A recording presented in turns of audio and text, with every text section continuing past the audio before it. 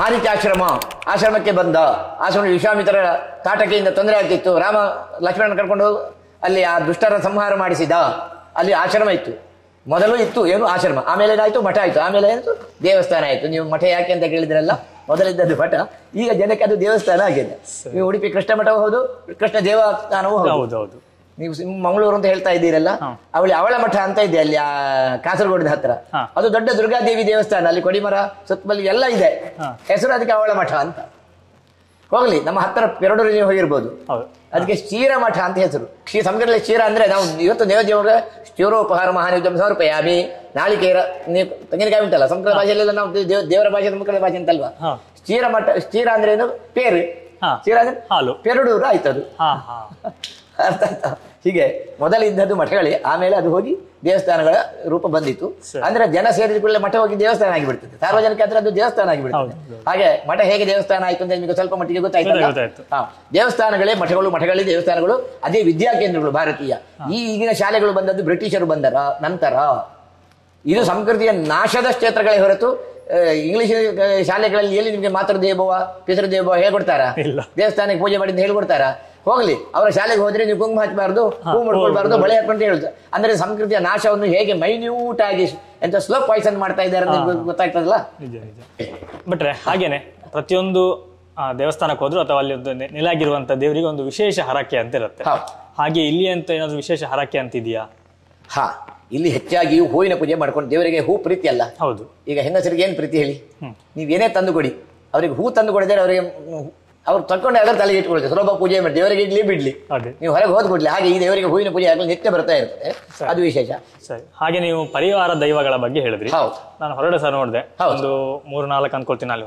ಅಲ್ಲಿ ಬ್ರಹ್ಮಸ್ಥಾನ ಇದೆ, ಅಲ್ಲಿ 7 ಭೂತಗಳಿದೆ. ರಂಗ ಪೂಜೆ ಆಗುದಾದ್ರೆ ಅಲ್ಲಿ ಹೋಗಿ ಬರಲೇಬೇಕು ಆ ಪರಿವಾರಗಳಿಗೆ ಅಂತ. ಇಲ್ಲಿ ನಮ್ಮ ಭಾರತೀಯ, ಅದರಲ್ಲಿ ಸ್ಪೆಷಲ್ ನಮ್ಮ ಈ ಪರಶುರಾಮ ಕ್ಷೇತ್ರದಲ್ಲಿ ಈ ಯಕ್ಷ, ಯಕ್ಷಿ, ಕಿನ್ನರ, ಗಂಧರ್ವ ಎಲ್ಲ ತುಂಬಾ ಅಂದ್ರೆ ಭೂತಗಳೆಲ್ಲ ಇಲ್ಲಿ ಇರ್ತವೆ. ಧೂಮಾವತಿ, ಕಲ್ಕುಡ, ಇಲ್ಲಿ ಇದು ದುಗ್ಗಲ, ಯವರ, ಈ ಸತ್ಯ ದೇವತೆ ಇದ್ದಾಗೆ ಅಲ್ಲಿ ಆ ಬ್ರಹ್ಮಸ್ಥಾನದಲ್ಲಿ ಅಷ್ಟು ಭೂತಗಳಿದೆ. ಹಾಗೆ ಪರಿವಾರ ಬ್ರಹ್ಮ ಅದು ಹೊರಗೆ, ಇದು ಒಳಗೆ ದೇವಿ. ಇಲ್ಲಿ ಈ ದೇವಸ್ಥಾನ ದೇವಿಯ ಪ್ರಧಾನ ಕ್ಷೇತ್ರ ಅಂತ. ಅದು ಸಪರಿವಾರವಾಗಿ ಬ್ರಹ್ಮಲಿಂಗೇಶ್ವರ, ಈ ನಾಗಾಲಯ, ಈ ನೈಋತ್ಯದಲ್ಲಿ ನಾಗಾಲಯ ಇದೆ, ಎದುರಿನಲ್ಲಿ ಅದೇ ಇಲ್ಲಿ ದುಗ್ಗಲ, ಇಲ್ಲಿ ಅದಕ್ಕೆ ನಿತ್ಯ ತೀರ್ಥ ಹಾಕಿ ಉತ್ಸವ ಎಲ್ಲರಿಗೂ ಪೂಜೆ ಇದೆ. ಹಾಗೆ ಇದು ವಸಂತ ಮಂಟಪ ಅಂದ್ರೆ ಅಶ್ವತ್ಥಕಟ್ಟೆ ಇದೆ. ಈ ರೀತಿ ನೀವು ಕೇಳಿದ ಏನು ಪರಿವಾರ ಕೇಳಿದ್ರಲ್ಲ, ಅಷ್ಟು ಭೂತಗಳು ಅಲ್ಲಿದೆ. ಈಗ ಈ ವಿಡಿಯೋ ನೋಡಿ ಕೆಲವು ಭಕ್ತಾದಿಗಳಿಗೆ ಹೋಗ್ಬೇಕು ಅಂತ ಅನ್ಸುತ್ತೆ, ಹಾಗಾಗಿ ಯಾವ ಸಮಯದಲ್ಲಿ ಬಂದ್ರೆ ಉತ್ತಮ ಆಗಿರುತ್ತೆ?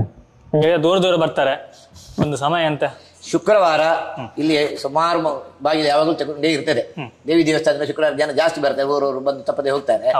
ಆಮೇಲೆ ಸಂಕ್ರಮಣ ದಿವಸ ಇಲ್ಲಿ ವಿಶೇಷ, ಈ ಊರಿನಲ್ಲಿ ಸೌರಮಾನ ಪದ್ಧತಿ ಆಚರಣೆ, ಚಾಂದ್ರಮಾನ ಸೌರಮಾನ ಇರುವುದರಿಂದ ಸಂಕ್ರಮಣ ಮುಂಜಿನ ತ್ರಿಕಾಲ ಪೂಜೆ ಇರ್ತದೆ, ಬೆಳಿಗ್ಗೆ ಮಧ್ಯಾಹ್ನ ಸಾಯಂಕಾಲ.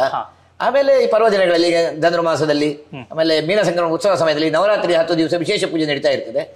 ಶುಕ್ರವಾರ ದಿವಸ ಬಂದ್ರೆ ಎನಿ ಟೈಮ್ ಇಲ್ಲಿ ದೇವಿ ದೇವಸ್ಥಾನ ಅಲ್ಲ, ತುಂಬಾ ಜನ ಬರುವುದರಿಂದ ನಾವು ಇಲ್ಲಿ ತಪ್ಪಲಿಕ್ಕೆ ಆಗುದಿಲ್ಲ. ಆದ್ರಿಂದ ಜಪ ಪೂಜೆ ಮಾಡಿ ಅವರವರ ಇಷ್ಟಾರ್ಥ ಏನ್ ಕೇಳ್ಕೊಳ್ತಾರೆ ಆ ಪೂಜೆ ಮಾಡಿ ಪ್ರಸಾದ ಕೊಡ್ತೇವೆ. ಹಾಗೆ ದಿನನಿತ್ಯದಲ್ಲಿ ಬೆಳಿಗ್ಗೆ 7 ರಿಂದ 9 ಇಲ್ಲಿ ಆ ಪೂಜೆಗಳಾಗಬೇಕಲ್ಲ, ಪ್ರಾತಃ ಕಾಲ ಪೂಜೆ ಉಂಟು, ಮಹಾನೈವೇದ್ಯ ಆಗ್ಬೇಕಲ್ಲ, ಆ ಹೊತ್ತಿಗೆ ಇರ್ತಾರೆ. ಸಾಯಂಕಾಲ 5 ರಿಂದ 7 ತಪ್ಪದೇ ಇರ್ತಾರೆ. ಈಗ ಕಾಲದಲ್ಲಿ ಅಂತ ಸಮಸ್ಯೆ ಏನಿಲ್ಲ, ದೂರವಾಣಿ ಮೂಲಕ ಬರ್ಲಿಕ್ಕೆ ಮೊಬೈಲ್ ನಂಬರ್ ಎಲ್ಲ ಇದೆ ಅಂತ. ಪರವರಿಂದ ಬರುವಾಗ ಕೇಳಿಕೊಂಡು ಬಂದ್ರೆ ಇನ್ನು ವ್ಯವಸ್ಥೆ ಇದೆ ನೋಡಿ. ಹಾಗೆ ನಿಮ್ಮ ನಂಬರ್ ಅಂತ ಹೇಳ್ಬೋದು ಹೇಳಿದ್ರೆ? ಹಾ, ಬಾಯಲ್ಲಿ ಹೇಳ್ಬೋದು, ಹೇಳ್ತೇನೆ. ಹೇಳಿ. 9449429553. ಸರಿ. ಹಾಗೇನ ಬಿಟ್ರೆ ನನಗೊಂದು ಇಲ್ಲಿಯ ಲೊಕೇಶನ್, ಯಾವ ಮಾರ್ಗವಾಗಿ ಬರಬೇಕು ಅನ್ನೋದು ಹೇಳಿ. ಇಲ್ಲಿಗೆ ಈ ಹಿಂದೆ ಆದ್ರೆ ನಾವು ಇದು ಕಾರ್ಕಳ ತಾಲೂಕಿಗೆ ಸೇರಿತ್ತು ಅಂತ ಹೇಳ್ತಾ ಇದ್ವಿ. ಕಾರ್ಕಳದಿಂದ ಆಗುಂಬೆ ಅಥವಾ ಹೆಬ್ರಿ ರೂಟ್ ನಲ್ಲಿ ಬಂದ್ರೆ ಮುದ್ರಾಡಿಯಿಂದ ಜಂಕ್ಷನ್ ಸಿಗ್ತದೆ. ಮುದ್ರಾಡಿ ಕಾರ್ಕಳಿಂದ ಹೋಗುವ ಮೊದಲೇ ಬಕ್ರೆಮಠ ರೂಟ್ ಅಂತ ಇದೆ, ಇದಕ್ಕೆ ಬಕ್ರೆಮಠ ರಸ್ತೆ ಅಂತ ಹೆಸರು. ಇನ್ವಿಟೇಷನ್ ಹಾಗೆ ಬೋರ್ಡ್ ಸಹ ಇದೆ. ಬೋರ್ಡ್ ಸಹ ಇದೆ. ಈಗ ಬೋರ್ಡ್ ಬೇಕಲ್ಲ, ಬೋರ್ಡ್ ಯುಗ. ಈಗ ನೀವು ಹೇಳಿದಾಗ ಈಗ ಯುಗವೇ ಪ್ರಚಾರ ಯುಗ, ಆದ್ರಿಂದ ಪರವರ್ಣ ಭಕ್ತರಿಗೆ ಹೆಚ್ಚು ಉಪಯೋಗ ಆಗ್ತದೆ. ಈಗ ನಮ್ಮ ಚಿಕ್ಕನ್ನಲ್ಲಿ ಬಂದ್ರೆ ಯಾವ ಬೋರ್ಡ್ ಎಲ್ಲಿಯೂ ಇರಲಿಲ್ಲ. ಬಕ್ರೆಮಠ ಅಂದ್ರೆ ಇಲ್ಲಿಗೆ ಕಳಿಸ್ತಾ ಇದ್ರು ಪೇಟೆಯಿಂದ, ಅದು ಇಲ್ಲಿಗೆ ಬಂದು ಹೇಳ್ತಾ ಇತ್ತು. ಈಗ ಬೋರ್ಡ್ ಇದೆ ಮುದ್ರಾಡಿ, ಕಾರ್ಕಳದಿಂದ ಮುದ್ರಾಡಿ ರಸ್ತೆಯಲ್ಲಿ, ಮುದ್ರಾಡಿ ಜಂಕ್ಷನ್ ಮೊದಲೇ ಒಂದು 2 ಪರ್ಲಂದು ಇಲ್ಲಿ ಪಶ್ಚಿಮಕ್ಕೆ ಬರುವಾಗ ಬಕ್ರೆಮಠ ಸಿಗ್ತದೆ. ಅಥವಾ ಹೆಬ್ರಿಯಿಂದ ಕಾರ್ಕಳಕ್ಕೆ ಸೇಮ್, ಅಲ್ಲಿಂದ ಹೆಬ್ರಿಯಿಂದ ಕಾರ್ಕಳಕ್ಕೆ ಹೋಗುವ ಮುದ್ರಾಡಿ ಬಂದು ಮುಂದೆ ಬಂದು ಒಂದು 2 ಪರ್ಲ ರೈಟ್ ಬಲಕ್ಕೆ ತಿರುಗಿದ್ರೆ ಬಕ್ರೆಮಠ ರಸ್ತೆ ಸಿಗ್ತದೆ. ಇನ್ನು ಉಡುಪಿಯಿಂದ ಬರುವುದಾದ್ರೆ ಉಡುಪಿ ಹೆಬ್ರಿ ರಸ್ತೆಯಲ್ಲಿ ಶಿವಪುರ ದಾಟಿದ ಮೇಲೆ ಬೇಣ ಅಂತ ಒಂದಿದೆ, ಬ್ಯಾಣ ಅಂತ ಏರಿಯಾದ ಹೆಸರು. ಆ ಬ್ಯಾಣದಿಂದ ಮುದ್ರಾಡಿ ರಸ್ತೆಯಲ್ಲಿ ಬಂದ್ರು ಬಕ್ರೆಮಠ ಸಿಗ್ತದೆ. ಶಿವಪುರದಿಂದ ಒಂದು 3 ಕಿಲೋಮೀಟರ್ ಇಲ್ಲ ಅಂದ್ರೆ ಹೆಚ್ಚು ಕಮ್ಮಿ 3 ಕಿಲೋಮೀಟರ್ನಲ್ಲಿ ಮುದ್ರಾಡಿ ಇದೆ. ಸರಿ. ಈಗ ಲೊಕೇಶನ್ ಅಂದ್ರೆ ಇದು ಈಗ ಉಡುಪಿ ಜಿಲ್ಲೆಗೆ ಸೇರಿದೆ. ಈಗ ಹೆಬ್ರಿ ತಾಲೂಕು ಆಗಿದೆ. ಹೆಬ್ರಿ ತಾಲೂಕಿಂದ 5 ಕಿಲೋಮೀಟರ್ ದೂರದಲ್ಲಿ ಬಕ್ಕರೆ ಮಠ ಮುದ್ರಾಡಿ ಗ್ರಾಮದಲ್ಲಿ ಇದೆ. ಸರಿ. ಭಟ್ರೆ ಹಾಗೆ ಇಲ್ಲಿ ಜಾತ್ರೆಗೆಲ್ಲ ಬಂದಾಗ ಒಂದು ಕಲ್ಲನ್ನು ಹಾಕಿ ಹೋಗುವಂತ ಒಂದು ಪದ್ಧತಿ, ಅದ್ರ ಬಗ್ಗೆ ಏನಾದ್ರು?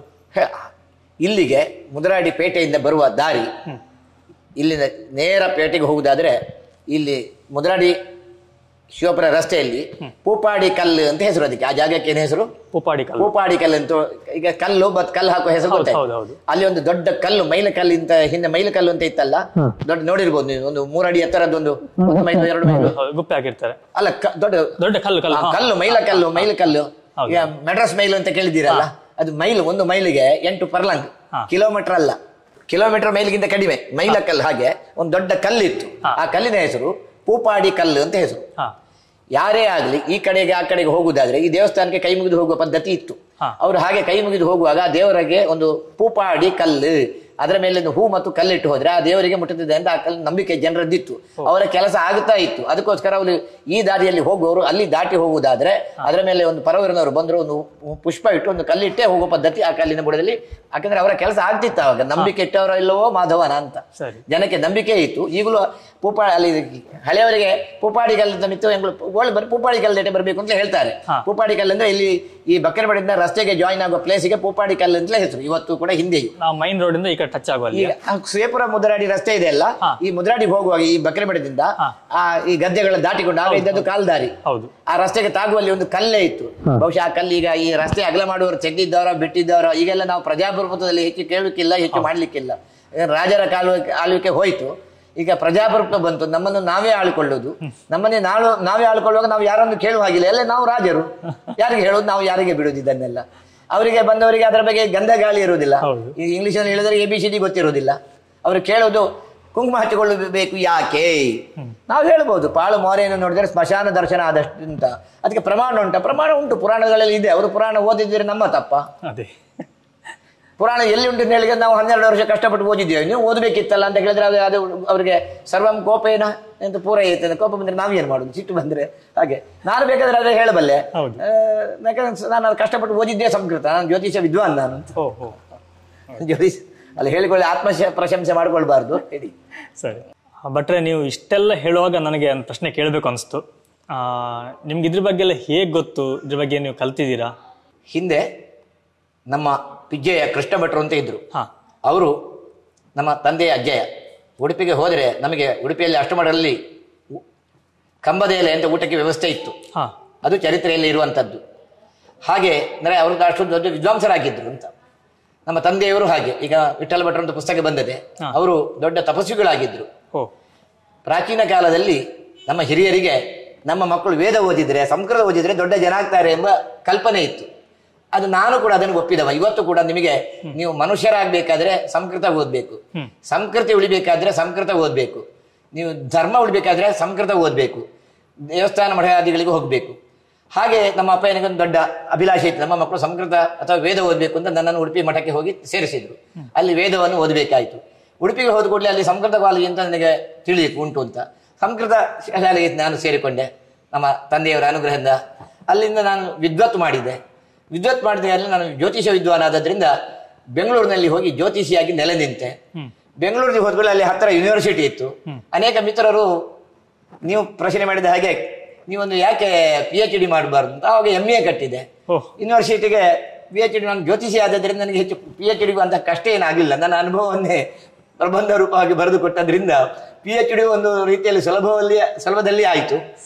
ಆವಾಗ PhDಗಾಗಿ ಸ್ವಲ್ಪ ಓದಿದ್ದೆ ನಾನು ಕಷ್ಟಪಟ್ಟು ವೇದ ಪುರಾಣಾದಿಗಳನ್ನು. ಅನಂತರ ನಾನು ನನ್ನ ಹವ್ಯಾಸವಾಗಿ ಆ ಓದಿದ್ದನ್ನು ಏನು ಮಾಡೋದು, ಯಾರಾದರೂ ನಿಮ್ಮಂತವ್ರು ಕೇಳಿದ ಕೂಡಲೇ ಪತ್ರಿಕೆಯವರು ಕೇಳ್ತಾ ಇರ್ತಾರೆ, ಪತ್ರಿಕೆಗೂ ಬರೆಯುವ ಒಂದು ಹವ್ಯಾಸವನ್ನು ಇಟ್ಕೊಂಡೆ.